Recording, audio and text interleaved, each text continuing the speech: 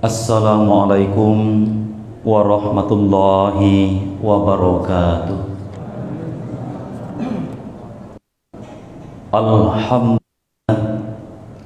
Alhamdulillahillazi anzala as-sakinata fi qulubil mu'minin liyazdadu imanan ma'al imanihim. Ashhadu an la ilaha illallah wahdahu la syarikalah wa ashhadu anna Muhammadan abduhu wa rasuluh sallallahu alaihi wasallam la nabiyya ba'da amma ba'd. Faqala Allah ta'ala Al-Qur'anul Karim, a'udzu billahi minasy syaithanir rajim. Bismillahirrahmanirrahim.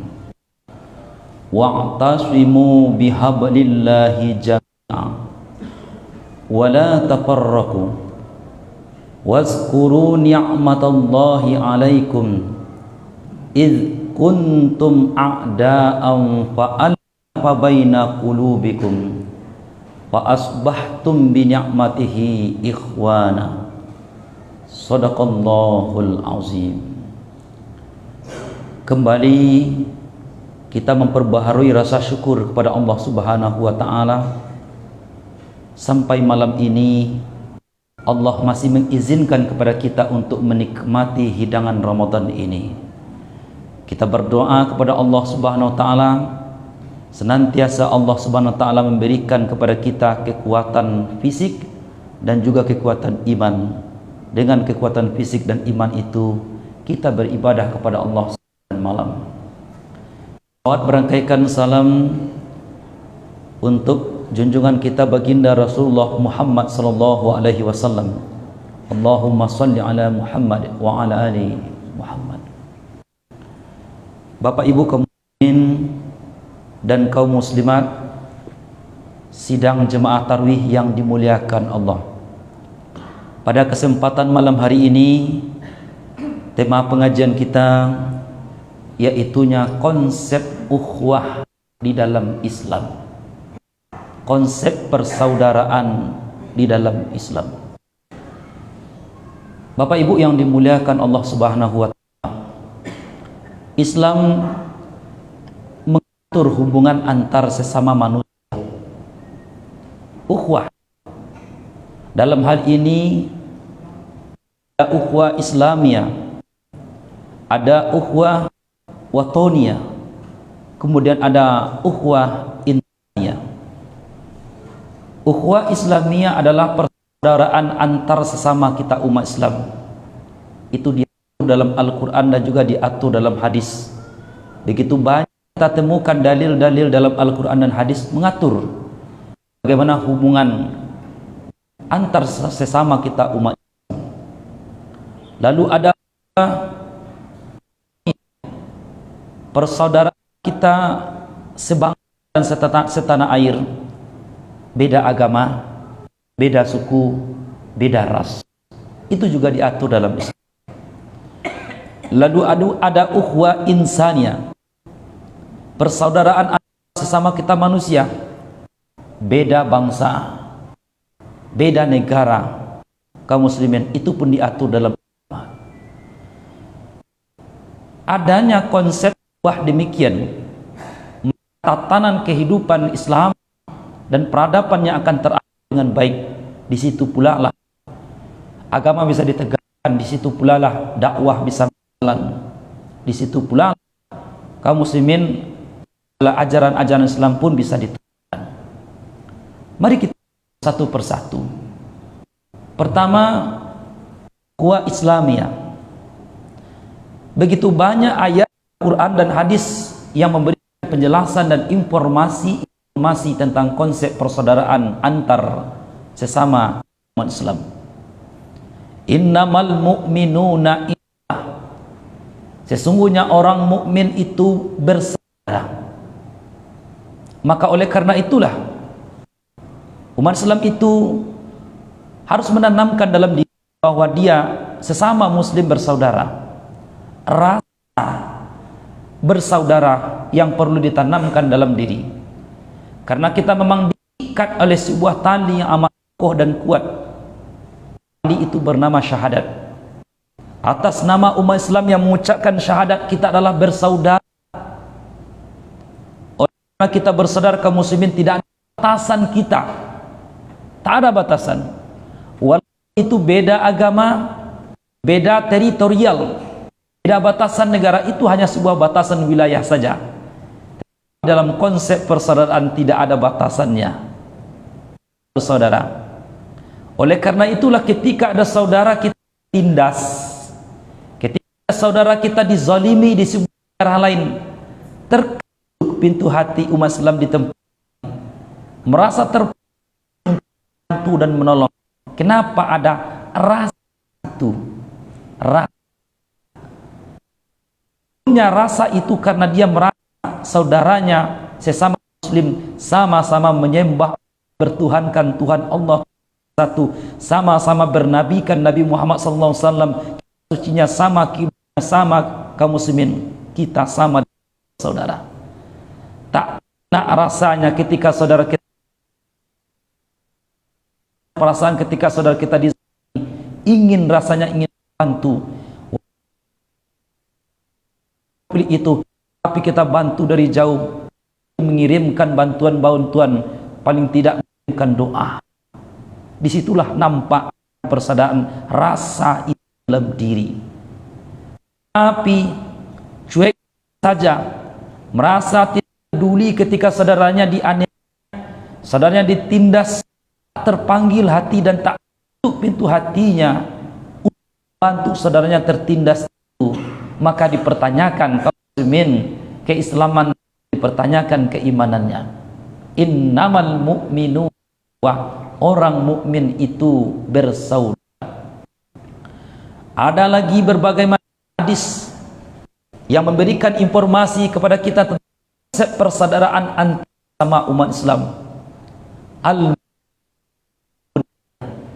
Orang mukmin itu seperti satu, di mana ini ada atap, ada pondasi enggak, dan saling kan, di mana memperkuat tonggak dinding, di mana atap melindungi tonggak dan dinding.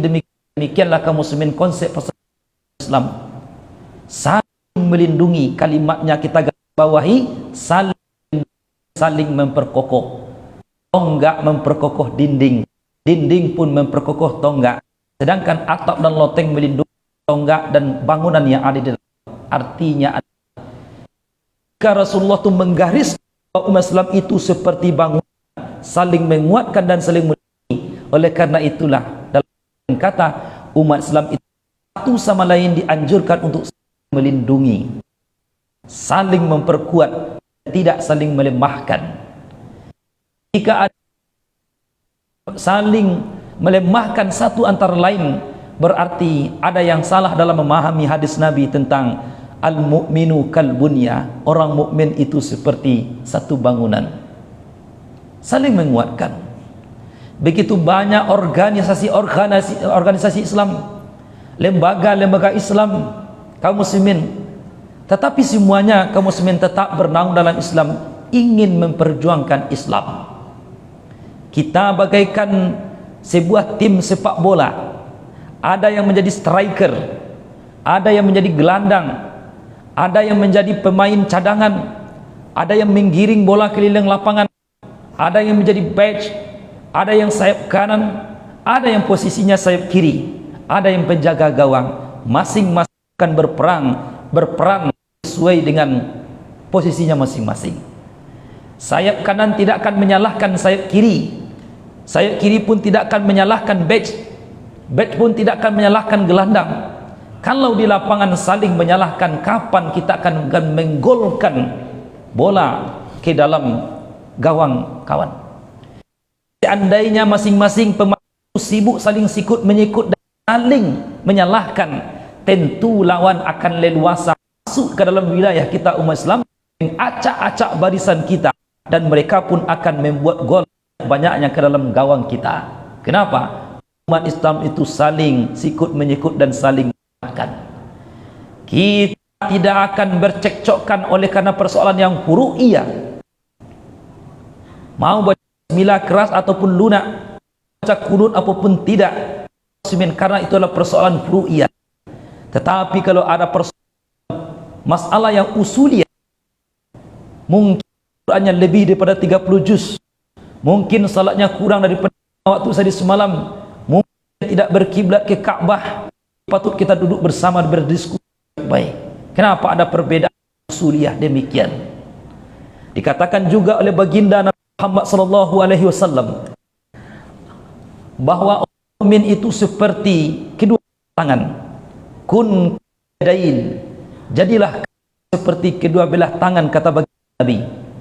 Wala takal ainain, janganlah kamu seperti kedua belah mata. Di mana kalau sakit tangan kanan akan diobati oleh tangan kiri. Jika sakit tangan kiri, diobati pula oleh tangan kanan. Ketika luka tangan kiri, tangan kanan pun tidak akan membiarkannya berpartisipasi tangan kanan untuk ambil segala macam obat Handiplus dan segala macamnya. Bahkan tangan kanan pun mengurut-urut tangan kiri. Giliran tangan kiri pun giliran tangan kanan pun sakut, tangan kiri pun tidak ketinggalan bantu. Inilah umat Islam. Disalah sampaikan konsep itu oleh baginda Nabi Muhammad. Janganlah kamu seperti kedua belah mata, kata baginda Nabi.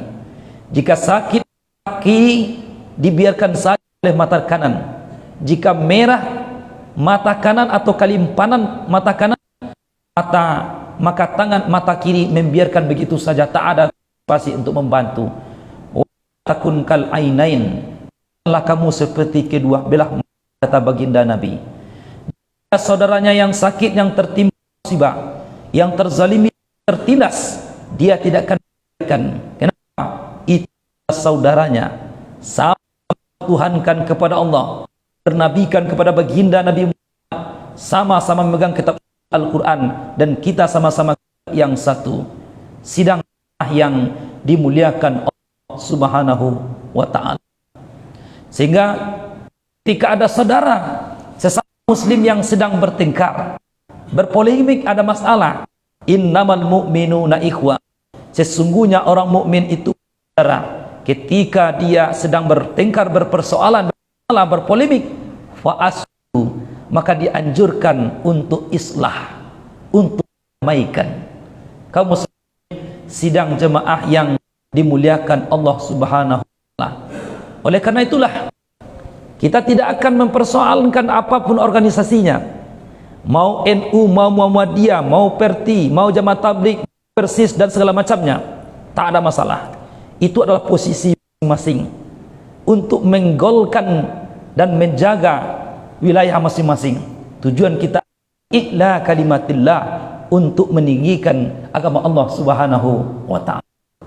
Kaum muslimin sidang jamaah yang dimuliakan Allah, kita tidak akan terpancing dengan pihak yang akan mengadu domba sama umat dengan memain politik divide imperanya, politik adu domba. Karena ini adalah permainan yang sudah dan rumus ini diulang-ulang, teori ini selalu dihancurkan bagaikan menghantarkan gulai cempedak, terus-menerus digoreng, terus-menerus ingin hantu-hantukan umat Islam, antara satu lembaga dengan lembaga Islam yang lain, antara satu organisasi dengan organisasi Islam lain. Kita tidak akan terpancing dengan itu. Kita akan mampu membaca mana arah angin itu, kaum muslimin. Kenapa? Mereka tahu kalau umat Islam itu bersatu, itu yang dia takutkan.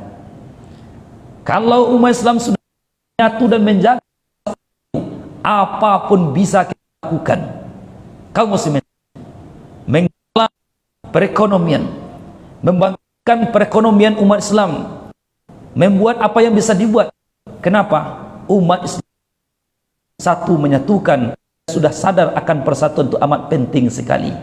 Sidang jemaah yang dimuliakan Allah, maka dihimbaulah Al-Quran Ali Imran 103 ini, wa'asimu bihablillahi jami'a, berpegang teguhlah kepada ajaran agama Allah, kepada ajaran Allah, wala tafarraqu, jangan bercerai-berai, jangan saling ejek mengejek, jangan saling bertengkar, jangan ejek mengejek dan bertengkar hanya karena persoalan yang furu'i Sidang jemaah tarawih yang dimuliakan Allah, dan itu kita terjemahkan ke dalam bahasa Minang dengan langgamnya. Kabuki sama mendaki, kalurah sama menurun, tatungkui sama makan tanah, tatilantang sama minum ambun, sacio ba ayam, sadan ciang ba basi, kok lai sama dimakan, kok indak sama dicari, hati tungau sama hati gajah sama di barek sama dipikua, ringan sama dijejang. Kaum muslimin, inilah yang sangat ditakutkan oleh mereka jika Islam itu bersatu.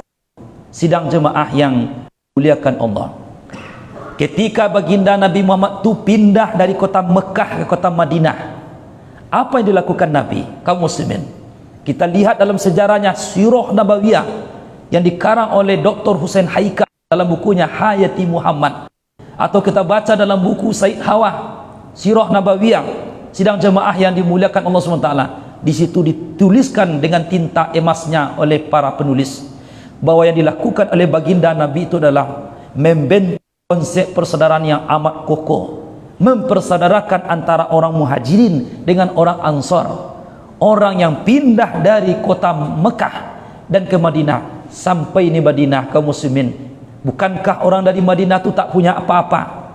Dia pergi hijrah dari Mekah ke Madinah, ada bawa rumah, tidak ada kebun kurma, tidak ada segala kekayaannya, tidak bawa binatang. Bahkan ada yang hijrah dari kota Mekah ke Madinah itu baju yang lekat di badan saja yang di bawah, tidak ada di bawah apa-apa. Sampai di tentu di mana dia tidur, di mana dia akan jualan, di mana akan tidur, apa dia makan. Maka Rasulullah itu, kaum muslimin, mempersaudarakan orang-orang yang dari Mekah itu dengan yang dari Madinah. Si A dipersaudarakan dengan si B, si C dipersaudarakan dengan si D, si E dipersaudarakan dengan si F, dan selanjutnya. Bahkan ada di antara orang Madinah itu mengatakan, wahai saudaraku yang datang dari Mekah, aku punya kebun kurma sekian hektar, separuh untuk anda, separuh untuk saya. Begitu hebatnya Rasulullah itu menanamkan rasa persaudaraan itu, sampai dia mudah mengatakan itu, ambillah oleh saudara kebun kurma saya separuh, untuk saya separuh. Kamu muslimin, kalau dihitung dengan uang sekarang, mungkin uangnya ratusan juta atau ratusan miliar atau miliaran. Tentu uang yang sekian miliar itu paruh dua, tapi dia rela. Kenapa? Rasa persaudaraan itu amat tinggi sekali yang ditanamkan. Sidang jemaah yang Allah, ada yang mengatakan, saya punya hewan ternak sekian, ambillah oleh anda hewan ternak saya separuh, onta saya ada, bidi-bidi saya ada, kambing saya ada, separuh untuk anda, separuh untuk saya. Masya Allah, luar biasa. Kalau dijual itu onta, kalau dijual itu kuda, kalau dijual itu biri-biri, kalau dijual itu kambing, mungkin uangnya ratusan juta, mungkin mendekati M, katakanlah begitu.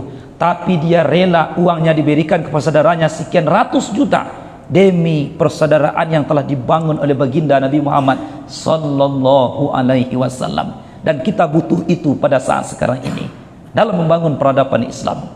Sidang jemaah yang dimuliakan Allah Subhanahu wa taala.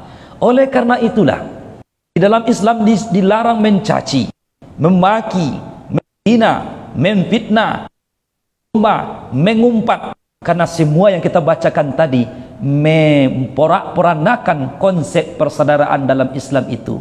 Karena caci, maki, hina, fitnah, adu domba, umpat mengumpat, itu semuanya merusak kehidupan persaudaraan kita sesama umat Islam.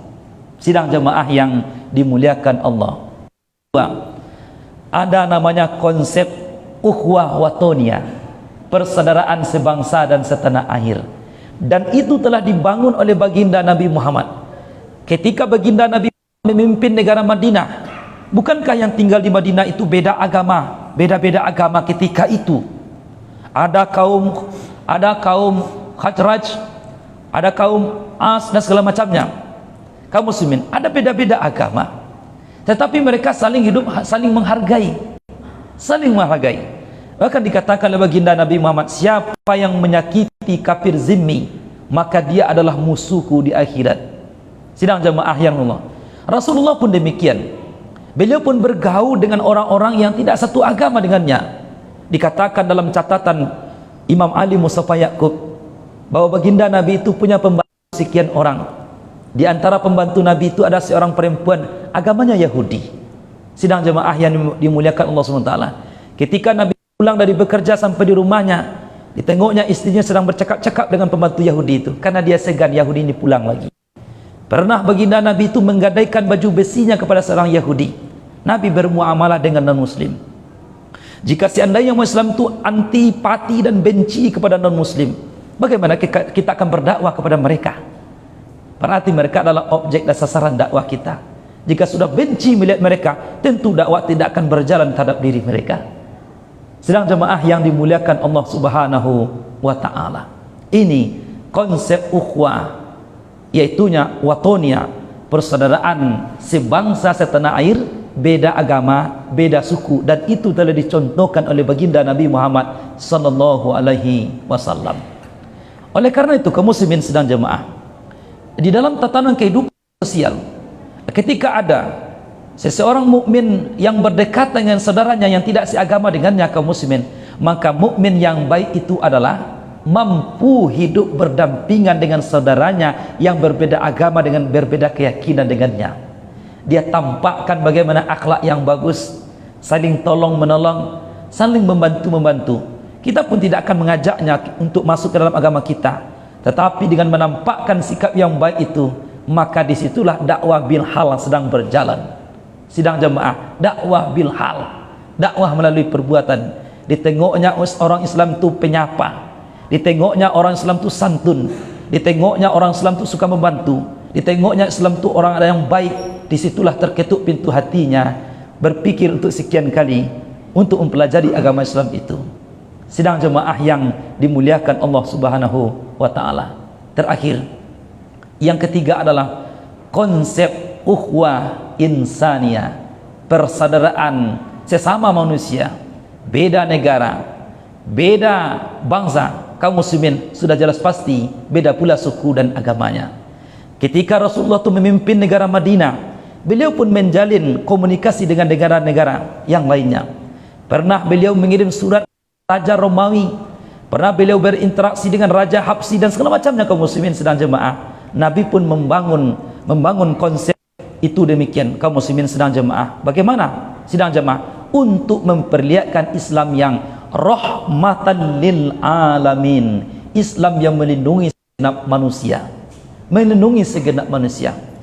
Islam adalah agama rahmatan lil alamin yang mengayomi seluruh manusia. Al-Quran pun adalah untuk seluruh manusia, hudan linnas, petunjuk untuk seluruh manusia, annas.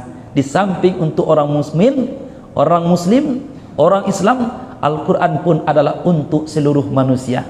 Manusia mempelajari Al-Quran dengan baik dan benar, dengan iktikad yang baik, insya Allah tersentuh hatinya untuk mendalami Islam dan masuk dalam Islam serta menjalankan Islam itu sendiri. Betapa banyak orang yang sudah tersentuh hatinya.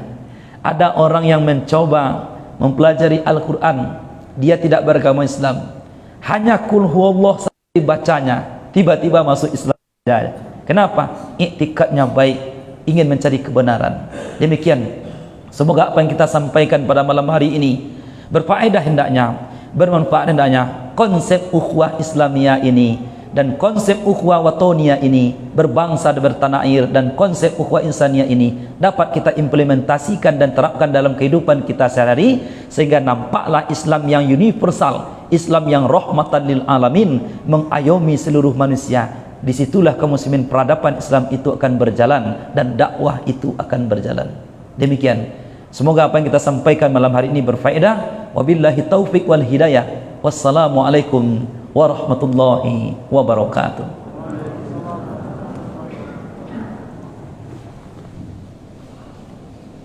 Alhamdulillah, telah sama-sama kita dengarkan dan juga kita saksikan bersama kajian Ramadan pada hari ini bersama Ustaz